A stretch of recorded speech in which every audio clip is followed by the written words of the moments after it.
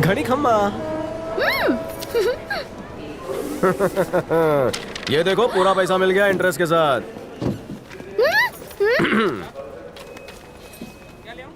लेकिन ये कैसे हुआ? छोटे दिमाग की छोटी नस भड़कते ही मोटे अमाउंट का चेक हाथ में आ गया। अगर तुम्हें पैसे मिल गए हैं तो तुम इतने दुखी क्यों हो? क्या करूं, मुझे बुलबुल पांडे की जोरों से याद सता रही है। मुझे तुम्हारे अस्तित्व में बुलबुल पांडे के बड़े बड़े नैन दिखाई देते हैं। मैं तुम्हें बुलबुल पांडे दिखती हूँ ना, तो चलो ठीक है, बुलबुल समझ के ही प्यार कर लो। अगर बुलबुल पांडे होती तो इतना दूर ना बैठती। दिन हो या रात बुलबुल पांडे हमेशा मुझसे चिपकने का मौका ढूंढती। बाटली भटिंडे वाले, मुझे एक बात बताओ, प्यार करोगे या जबरदस्ती करूं? चलो जल्दी से खड़ी हो जाओ। Stand up. मीटर को सेंटीमीटर में बदलो। प्यार का होता है उदय जब छोरा लागे है छोरी के हृदय। प्यार कर रहे हो या हार्ट बीट सुन रहे हो? ये थी प्यार की पहली छावनी। अब तुम सेंटीमीटर में क्यों खड़ी हो, मिलीमीटर में आओ नी, गले लग जाओ नी। दिल से कलेजे तक सब जगह ठंडक पड़ी। तूने चूड़ियां पहनी है कितनी बड़ी बड़ी। आदित्य भंडारी तुम्हारे पिता के साथ 25 सालों तक घूमता रहा, उनका खून चूसता रहा।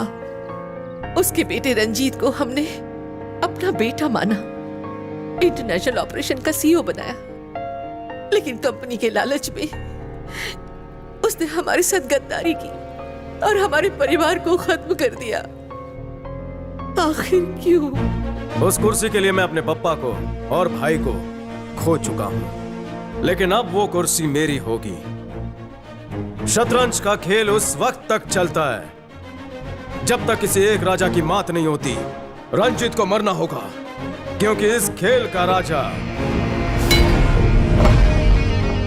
मैं हूं। अपने पिता की मौत के बाद रंजीत कभी भी उस बिल्डिंग के अंदर नहीं गया, अब क्यों जाएगा? जाएगा, मैं उसे लाऊंगा। I have plan B.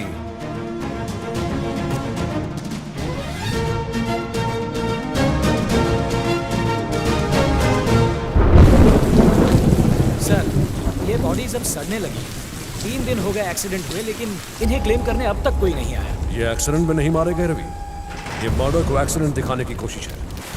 आप ऐसा क्यों कह रहे हैं सर? एक्सीडेंट तो सिर्फ दिखावा है। मैं ये जानना चाहता हूँ कि उन्हें कैसे मारा गया। चलो। Yes sir, let's go.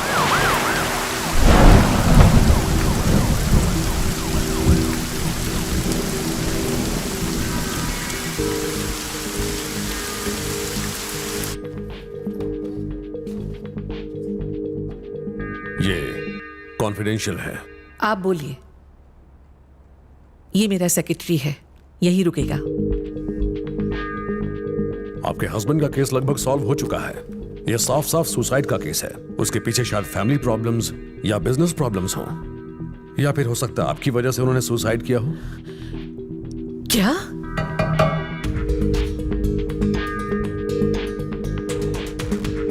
और जहां तक आपके बेटे की बात है तो वो एक एक्सीडेंट ही था, उसमें ज्यादा कुछ सोचने की जरूरत नहीं है। नशे में ड्राइव कर रहा होगा। 3 दिन पहले पास ही एक एक्सीडेंट हुआ था, क्या आपको मालूम है? जी नहीं। बहुत बड़ा एक्सीडेंट था, कार के चीथड़े उड़ गए, उसमें 7 लोग थे। सभी मर गए। सुना तो होगा, उसके बारे में कुछ बताइए। लता जी के मधुर गानों में मैडम जी खोई थी, वो भी हेडफोन पहनकर। उन्होंने कुछ नहीं सुना। मैं यहां मैडम से बात करने के लिए आया हूं।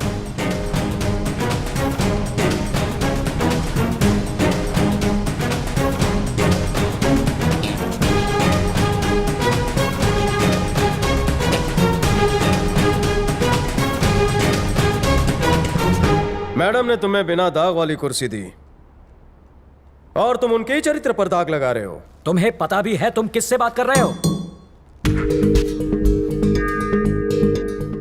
इतने दिन हो गए आपके हस्बैंड और बेटे को मरे हुए। इन्वेस्टिगेशन के बारे में पूछने के लिए आपने एक भी कॉल नहीं किया। अजीब बात है ना? सजा देनी हो या फिर भुगतनी हो, हम चील की तरह चिल्लाते नहीं। थैंक्स। पुलिस भले ही हर मुजरिम को ना पकड़ पाती हो मैडम, लेकिन मुझे जिसके ऊपर शक होता है उसे मैंने अपनी जिंदगी में आसानी से बचकर निकलने नहीं दिया, है ना रवि? जी सर। आप जैसे ईमानदार ऑफिसर्स की हमारे देश को जरूरत है। आप मुजरिम तक पहुंचे, यही मेरी दुआ है।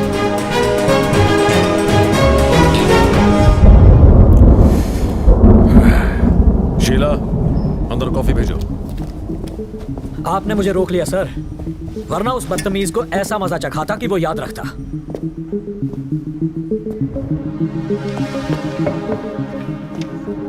कौन है वो? कौन है जिसके हर एक इशारे पर इंद्राणी चल रही है? कौन है वो? आखिर कौन है जो हमें इशारों में धमकी दे रहा है? तुमने उसे अच्छी तरह से देखा था? उसका दबदबा जैसे पूरे कमरे में था। जब वो गुस्से में आया तो कमरे में गर्मी बढ़नी शुरू हो गई। मेरा दम घुटने लगा था। तुम्हारे सवाल से शुरू करते हैं। वो लड़का कौन है? या सवाल को थोड़ा सा घुमा देते हैं, वो लड़का है कौन? बमन बाटलीवाला यानी बिंदा, मिडिल क्लास से आया हुआ एक आदमी जो बड़े सपने देखता था। उसने अपने 4 दोस्तों के साथ मिलकर एक बिजनेस शुरू किया।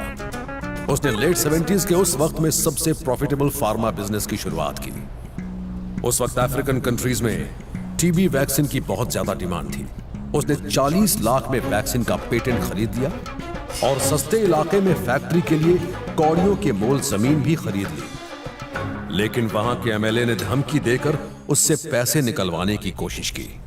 आपकी फैक्ट्री से जो धुआं निकलता है वो धुआं नहीं, जहर है। पीने का पानी जहरीला होता जा रहा है। तुम्हारा अगर एक भी आदमी गांव में दिखा तो कसाई से उनके 4 टुकड़े करवा के शेर को खिला दूंगा। मेरा नाम सुख छीन है, लोगों के सुख छीनता हूं। बिंदा, टाइम बर्बाद मत कर। इसको प्रॉफिट में से 20% दे दे। ये 50 मांग रहा था, मैंने 20 में डील फाइनल की है। मेरी बात समझ, मैं कंपनी के भले के लिए बोल रहा हूं। मैं कोई गलत काम नहीं कर रहा, बिजनेस कर रहा हूं। ओपनिंग सेरेमनी का कार्ड भेजता हूं, आके चाय पानी लेकर जाना।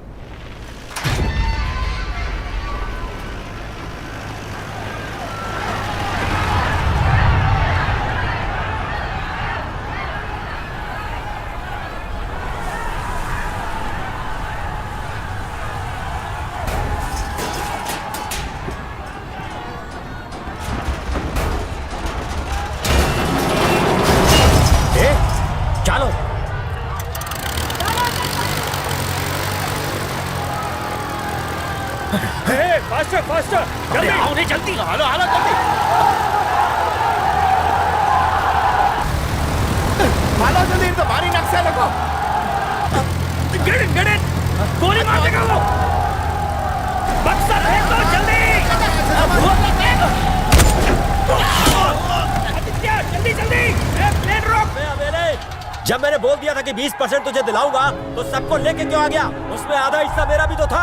मैं कैसे भी करके बिंदा को राजी कर लेता, लेकिन तूने सब गड़बड़ कर दिया। मैंने जिसे अपना समझा उसी ने मेरे साथ धोखा किया। अरे उसको छोड़ो, आ जाएगा। आप आओ, जल्दी आओ। बिंदा, बिंदा मेरी बात तो सुनो, मुझे एक मौका तो दो। हाथ दो। चल जल्दी आजा। वो एमएलए तुम्हारा साथी है ना, उसी से मदद मांगो। मुझे धोखा देकर मेरे साथ कैसे आ सकते हो? बिंदा,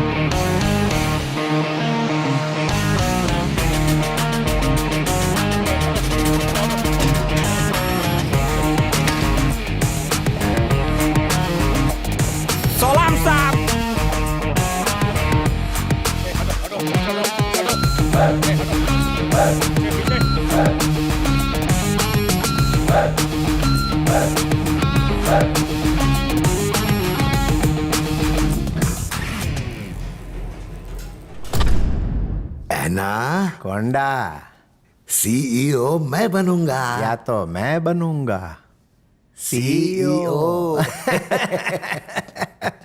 सीईओ नीचे है, कुर्सी भूल जाओ। है? चलो देखते हैं। हमने बिंदा की जिंदगी से जुड़ी छोटी से छोटी चीज की भी जांच पड़ताल की और उससे हमें बहुत कुछ पता चला। अगर मैं गलत नहीं हूं तो जिस वक्त वो पाली गए थे उस वक्त कावेरी प्रेग्नेंट थी। उस दिन रिसोर्ट में जो अटैक हुआ उसमें कोई दूसरी लड़की मारी गई थी और उसके चेहरे को इसलिए बिगाड़ दिया गया ताकि पोस्टमार्टम के वक्त उसकी पहचान ना हो सके।